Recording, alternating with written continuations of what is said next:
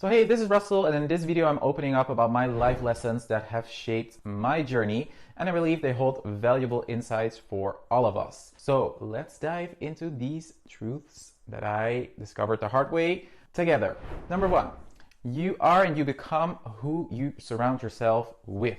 So the people close to you, like your friends, family, or partner, really shape who you are and how you see the world. And it's vital to be picky about who you let into your life, making sure they match up with what you believe in and where you want to go. And I've learned the hard way that just because you've been friends with someone forever doesn't mean it is necessarily a good friendship. We often cling to old friends thinking that just because we've known them for ages or like childhood friends, it means something special or they deserve a special treatment. But then the truth is, we all change, including our needs and perspectives. And this really hit home for me with a friend I've had over 10 years.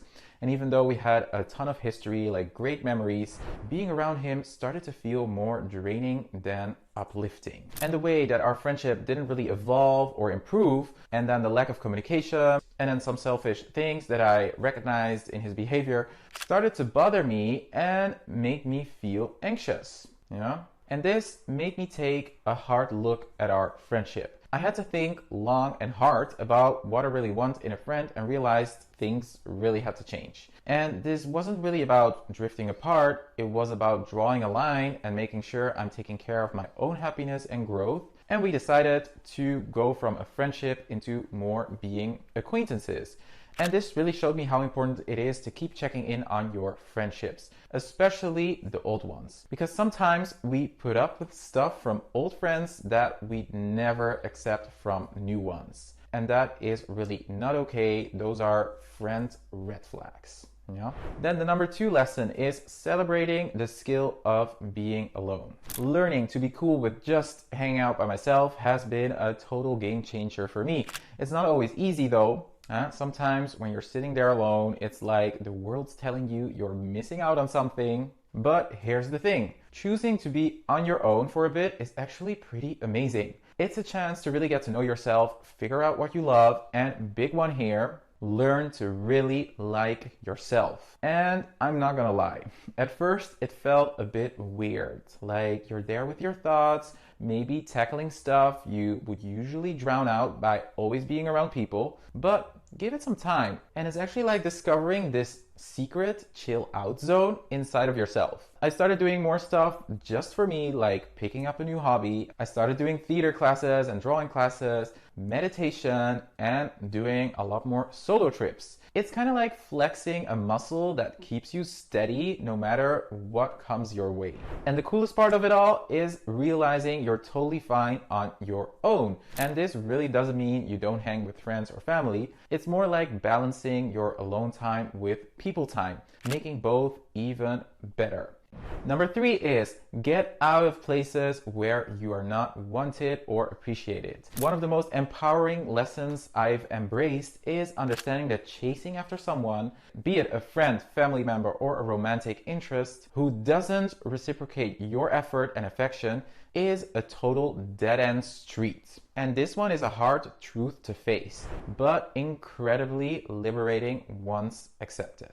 Pouring your heart into someone who's just not that into you is like throwing your energy in a black hole, like a pitch black hole, okay? You end up feeling small and invisible. But here is the kicker. When you stop the chase, you start seeing who's really there for you, who's truly vibing with you. It is in these relationships that you will find genuine connection and appreciation. And those draining ones, you can just let go of them. Releasing isn't about turning cold-hearted. It's more about understanding that not everyone's going to see your value. And that's totally fine. Like some people are blind to seeing you and seeing your value. And realizing you don't need someone else's stamp of approval to feel awesome, well, that is the real win. Then number four, investing in yourself always yields high returns. So one of the most profound realizations I've come to is that time and energy invested in myself, my personal growth, my projects, and my self-care have the best return on investment. And putting yourself first isn't being selfish. It's vital to contribute positively to the people we cherish. It's like on planes, where you're told to put your mask on first before helping others. And this isn't just about making yourself better. It's about loving yourself enough to say, hey, I deserve my own time and energy. And when you start doing this, you'll see big changes like feeling more in tune with yourself, being stronger, and finding more happiness. Dive into taking care of yourself and you'll see how it changes everything for the better, including the way you can show up better for others. Number 5, also a great lesson I've learned is understanding that not everyone has the best intentions with you. Sometimes, without realizing it, we kind of paint our own ideas and feelings onto other people, expecting they are on the same page as we are.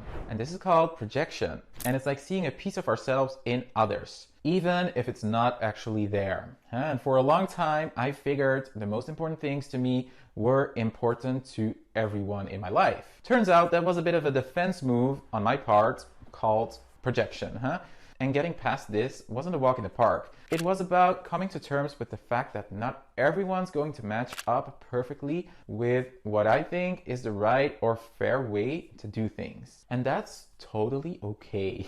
It doesn't mean I've got to go around being suspicious about everyone's motives, but it does mean getting real about how different we all are. And it's about seeing people for who they truly are, not making up excuses for their bad behavior, and communicating better your expectations and values to see if they match with theirs. And this has made my life so much easier.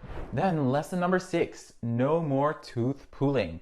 Learning that relationships need effort from both sides really hit home for me, especially with my dad. No matter how hard I tried, we just couldn't build like a normal father-dad relationship, and I realized that I cannot force a deeper connection where it's just not happening. And this is what it taught me. It's not all on you or on me to keep a relationship or friendship alive. When it's not working, despite your best efforts, it might be time to take a step back.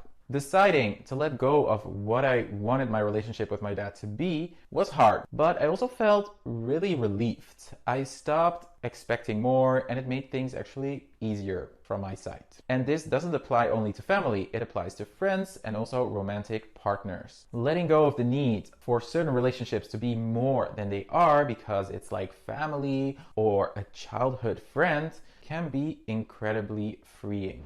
Then last but not least, don't wait around for others to take action. So don't sit around waiting for others or the perfect moment to come into action. Also, don't wait for other people's approval to do the things you really want to do. Life is really too short for that. Like dreaming of a solo adventure across South America or Asia, don't wait around hoping for someone to join you or say that it is a great idea or for everything to line up just right to take action. I've learned that waiting on someone else or some ideal situation means you might be waiting forever and you will always find an excuse to not do the things you so desperately want with your life. I always see it like this. If an idea gives me energy, I go for it. And you really want to chase the things that give you energy. Want to hit the road and explore? Go for it. Are you craving to start that project or take on a new hobby you've always thought about? Dive in. It's all about taking that first step yourself, and taking charge of your dreams is truly liberating. In the end, it's your life, your adventure, so why wait? Grab the reins and don't look back. Trust me, it's the moves you make for yourself that you'll never regret. So if any of these lessons resonated with you, or if you have your own to share, I'd love to hear your stories in the comments below. Your insights can enrich us all. Until next time, keep embracing life's lessons with an open heart and an eager spirit. Bye-bye.